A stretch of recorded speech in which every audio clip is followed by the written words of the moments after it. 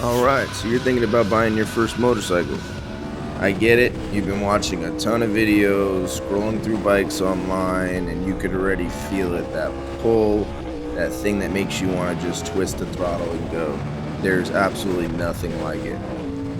Let me tell you something, before you spend $1, before you pick a bike, before you do anything, you need to watch this video. There's something about hopping on a bike and twisting that throttle, just feeling the wind in your face, and you feel like you're absolutely flying. There's nothing that can compare to it. I remember my first bike, I didn't know anything. I didn't know jack. I didn't know what I wanted. I didn't know what I needed, and honestly, I got lucky. A lot of people don't get that lucky. Some people buy a bike because it looks cool. Some people buy because their buddy said get this one or you should get that one. Some people buy a leader bike, and we'll talk about that a little bit later. This video isn't gonna be a spec sheet video. I'm not gonna throw all these random numbers at you. You can use Google or my best friend ChatGPT. What I'm going to tell you is what nobody told me as a 17-year-old kid getting ready to buy his first motorcycle. I'm going to be talking about the stuff that actually matters. First question, what do you actually want to do on this bike? Do you want to just commute? You want to hit the canyons? You want to cruise? Do you want to go fast? Because the bike you buy needs to match the exact riding that you actually do. Not the riding you imagine in your head, what you're actually going to be doing. And this can change, right? You're a little bit younger, you have a little bit more of an adrenaline junkie, you could be a little bit older, have family, have responsibilities, and things change as you mature. Here's where the majority of people mess up. They buy a bike for the fantasy and not the reality. They picture themselves carving corners on a Sunday morning, but Monday through Friday they're sitting in traffic with a sport bike that puts their wrist on fire, their back's in knots, and the engine is just so unbelievably hot that you're miserable commuting to work. So you got to be honest with yourself. What are you going to ride? How far? How often are you going to ride? That answer narrows it down more than any YouTube review will ever narrow it down to. And listen, your very first bike doesn't have to be your forever bike. I know guys who went through 3 bikes in 1 year, and that's fine. My honest opinion is it's not if you're going to crash or lay the bike down, it's when you are. So I wouldn't invest your entire life savings into your first bike.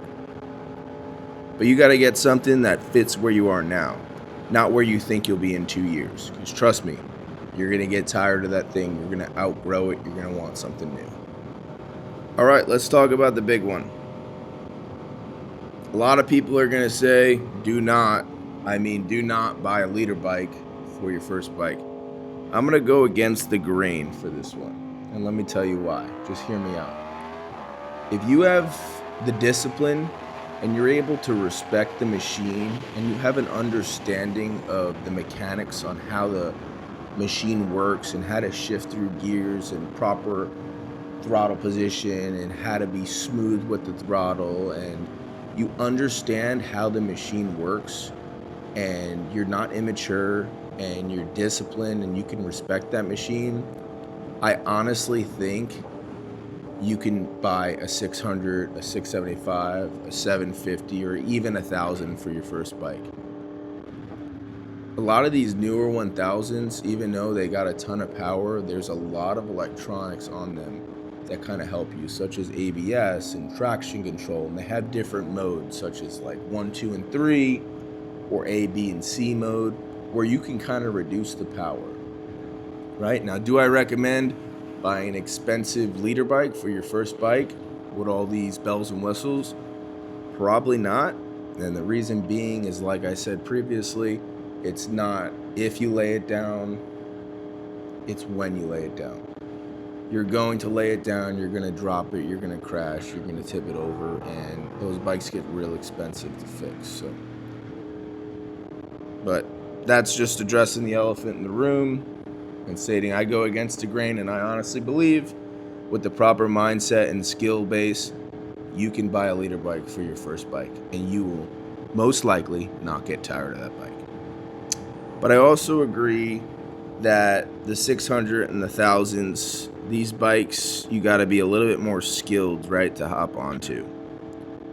It's not really about being tough or brave. It's about building muscle memory, the instincts, the feel for what the motorcycle does when things go sideways, because eventually they will go sideways. So I do suggest starting smaller, maybe something a little bit cheaper that you're not gonna mind dropping, and you don't have to go through insurance to fix, such as a 300, a 400, or even a 500. Something that you can kind of push, that you can learn on, that won't bite you when you make a mistake. And you will make mistakes. Everybody does. I do all the time. I'm nowhere near perfect, and I'm learning every single day. I've been on a bike at 100 miles an hour and had it go all wrong. And I had to experience it. I'm here, praise the Lord, but I'm a new rider and I look at things a lot differently now. Nobody tells you. The bike, it's just the beginning. It's the start to the journey. There's a lot more that's going to come. It's a lot more that goes with just buying the bike. Things you got to keep in mind: insurance, registration, premium gas to put in these super sport bikes, right? Getting some gear. You got helmets, making sure you get the right helmet to protect your noggin, jacket, gloves, boots, good gear, not the cheap stuff. You want to get the good gear, because that's the only thing between you and the road is your gear. And the road doesn't care about you. It will tear you to shreds like it tore me to shreds when I was 20 years old with a baby on the way, 100 miles an hour, got hit by a drunk driver in jeans and a t-shirt, and I wrecked my bike, burst into flames, and that pavement shredded me like I've never experienced in my life. So the insurance, the maintenance, the tires, the chain adjustments, especially if you don't know what you're doing, this stuff can get pricey. I mean, there's a YouTube video for everything. So even if you get an older bike, you can use YouTube and you can kind of learn on your bike, make mistakes, right? It's not like you're wrecking a $25,000 brand new bike. You know, it's a used bike. Go on YouTube, learn how to operate on your own bike, learn how to do your own maintenance. This way, when you move up to the bigger, more expensive bikes, especially these bikes that, like Aprilias and things along that nature, they become really expensive for maintenance, and Ducatis and things along that. And here's what people really don't talk about as much, is the mental side. This channel is called Throttle Therapy, right? It's right in the name. Riding will change how you feel. It clears your head. It gives you something that nothing else can. But it also demands respect.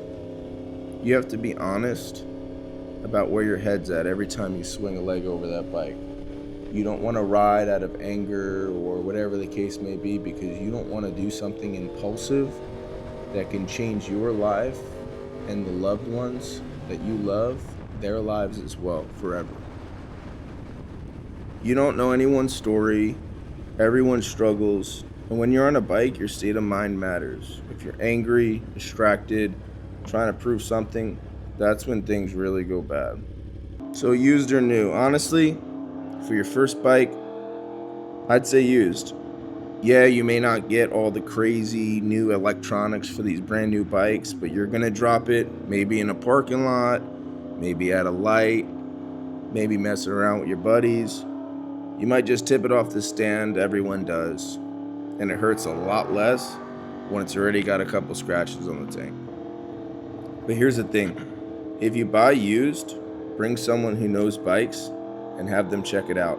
Don't just trust the listing, because a bike that's been abused will cost you way more than a new one in the long run. And to touch on top of that, You don't know what these people have done to those bikes, so you don't know if they're safe or not. You don't know if the chain is too tight and it's going to snap.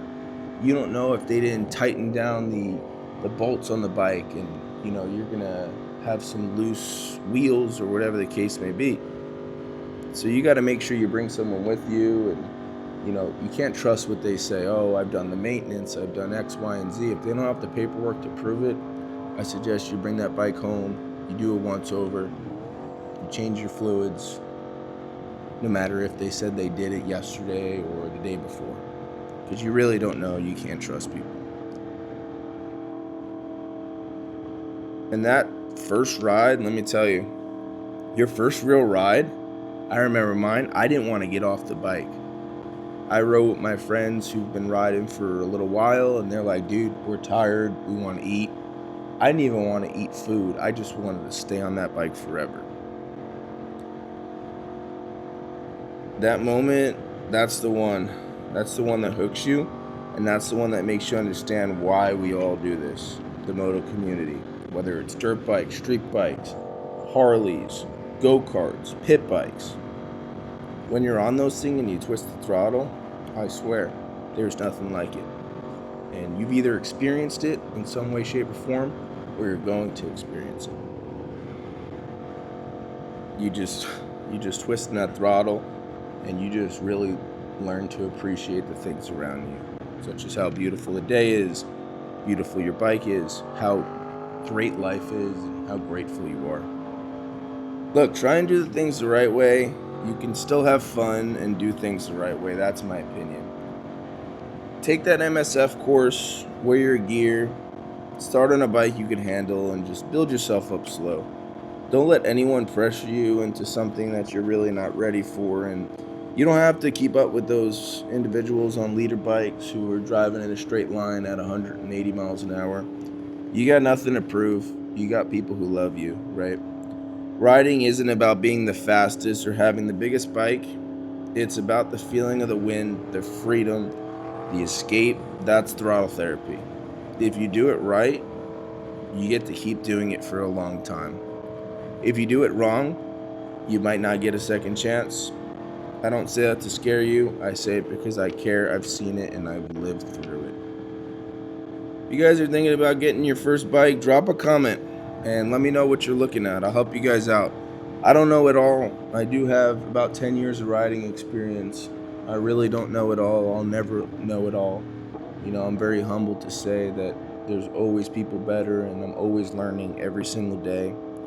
But like I said, yeah, if this video helped you out, leave a comment, let me know which bike you're getting, things like that. If you guys could like and subscribe, that would really help me out. I'm trying to grow this channel. I'm trying to get to the point where I can serve the community and give back to you guys, right? So I want to increase my subscription rates and people who are coming across my videos. If this video stops one person from making a bad decision on their first bike, that's a win for me. Praise the Lord. Ride safe, and I'll see you guys out there.